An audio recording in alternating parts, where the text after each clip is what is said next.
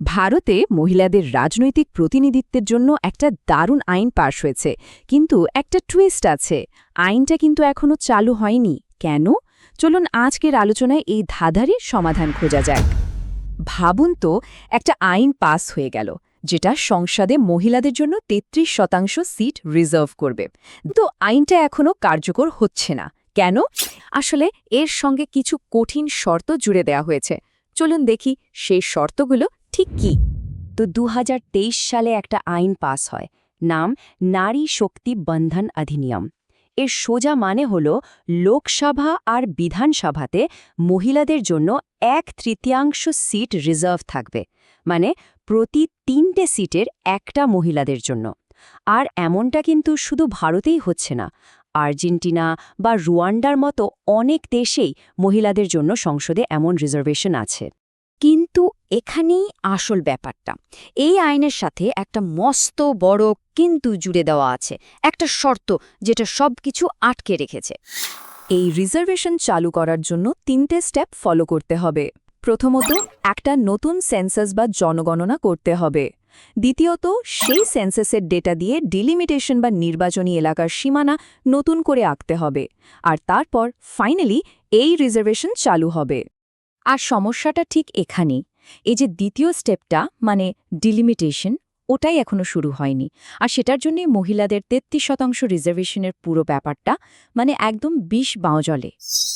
এখন মনে প্রশ্ন আসতেই পারে, এই ডিলিমিটেশন জিনিসটা আসলে কি? খুব সহজ করে বললে ডিলিমিটেশন মানে হল নির্বাচনী এলাকার ম্যাপ নতুন করে আঁকা। দেখুন, সময়ের সাথে সাথে তো বিভিন্ন জায়গার জনসংখ্যা বাড়ে কমে, তাই না? তো সেই নতুন জনসংখ্যা অনুযায়ী লোকসভা আর বিধানসভার এলাকাগুলোর বর্ডার নতুন করে ঠিক করা হয়। এটাই হলো ডিলিমিটেশন। আর এটা করা হয় একটা খুব গুরুত্বপূর্ণ কারণে, যাকে বলে এক ভোট এক মূল্য। মানে আপনার ভোট আমার ভোট, দেশের প্রত্যেকটা ভোটারের ভোটের দাম যেন সমান হয়। এটাই গণতন্ত্রের মূল কথা। তো এই এক ভোট এক মূল্যর আইডিয়াটা ঠিক কি? চলুন একটা উদাহরণ দিয়ে দেখি এটা কেন এত জরুরি। ধরুন, দুটো নির্বাচনী এলাকা আছে, ক আর খ। দুটো এলাকা থেকেই একজন করে প্রতিনিধি বা সাংসদ লোকসভায় যাবেন। এখন ভাবুন তো, ক এলাকায় ভোটার হল ২০ লক্ষ আর খ এলাকায় মাত্র ১২ লক্ষ, কিন্তু দু জায়গা থেকেই একজনই সাংসদ যাচ্ছেন। তার মানে কি দাঁড়ালো? সোজা কথায়, খ এলাকার একজন ভোটারের ভোটের দাম ক এলাকার ভোটারের থেকে অনেক বেশি হয়ে গেল। এটা তো ঠিক ফেয়ার হলো না, তাই না? ডিলিমিটেশন ঠিক এই কাজটাই করে। এটা ম্যাপটাকে নতুন করে এমনভাবে আঁকে যাতে প্রত্যেক সাংসদের আন্ডারে মোটামুটি সমান সংখ্যক ভোটার থাকে।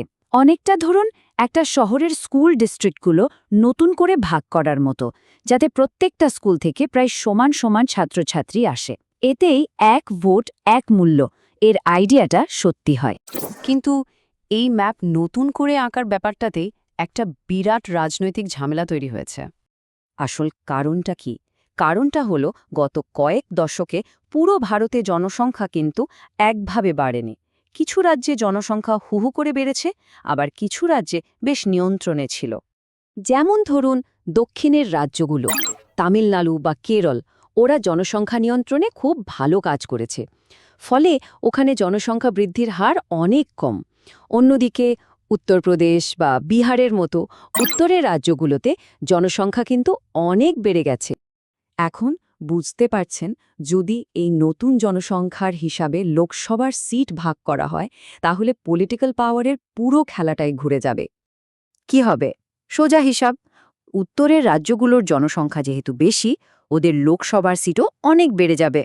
আর সংসদে যার সিট বেশি তার ক্ষমতাও বেশি। উল্টো দিকে দক্ষিণের রাজ্যগুলোর সিট সংখ্যা কমে যাবে, আর তার সাথে সাথে সংসদে ওদের প্রভাবও কমবে। আর এই ক্ষমতা কমা বাড়ার ভয় থেকেই শুরু হয়েছে এক বিরাট রাজনৈতিক বিতর্ক। চলুন দেখে নিই দুপক্ষ কি বলছে। এখানে মূলত দুটো দল হয়ে গেছে। এক দল বলছে আগে ডিলিমিটেশন হোক, কারণ সঠিক প্রতিনিধিত্বের জন্য নতুন জনসংখ্যার হিসেবেই সিট ভাগ হওয়া উচিত, না হলে এক ভোট এক মূল্যর মানে থাকবে না। আর অন্য দল, বিশেষ করে বিরোধীরা, বলছেন আরে বাবা, ডিলিমিটেশনের জন্য আর কত বছর অপেক্ষা করতে হবে? মহিলাদের রিজার্ভেশন আর ফেলে রাখা যাবে না। এখনই যে ৫৪৩টা সিট আছে তার মধ্যেই ৩৩% রিজার্ভেশন চালু করে দেওয়া হোক। এতে মহিলারাও তাড়াতাড়ি সংসদে আসবেন, আর এই উত্তর দক্ষিণের ক্ষমতার লড়াইটাও আপাতত এড়ানো যাবে। তো ব্যাপারটা তাহলে কি দাঁড়ালো? মহিলা সংরক্ষণ আইন পাস হয়েও আটকে আছে, আর এর চাবিকাঠি হল ডিলিমিটেশন, যেটা নিজেই এখন একটা অমন রাজনৈতিক বিতর্কের বিষয় হয়ে দাঁড়িয়েছে। শেষ পর্যন্ত প্রশ্নটা কিন্তু একটাই, একটা এত বড় আর বৈচিত্র্যময় দেশ কিভাবে দুটো জিনিসের মধ্যে ব্যালেন্স করবে? একদিকে ন্যায্য প্রতিনিধিত্ব, মানে জনসংখ্যার ভিত্তিতে সবার সমান অধিকার, আর অন্যদিকে বিভিন্ন রাজ্যর মধ্যে রাজনৈতিক স্থিতিশীলতা। এই কঠিন প্রশ্নের উত্তর খোঁজাটাই এখন ভারতের জন্য সবচেয়ে বড় চ্যালেঞ্জ।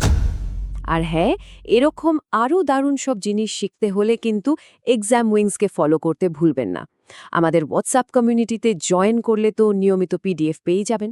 আজকের এই ছোট্ট লেসনটা ভালো লাগলে অবশ্যই বন্ধুদের সাথে শেয়ার করুন।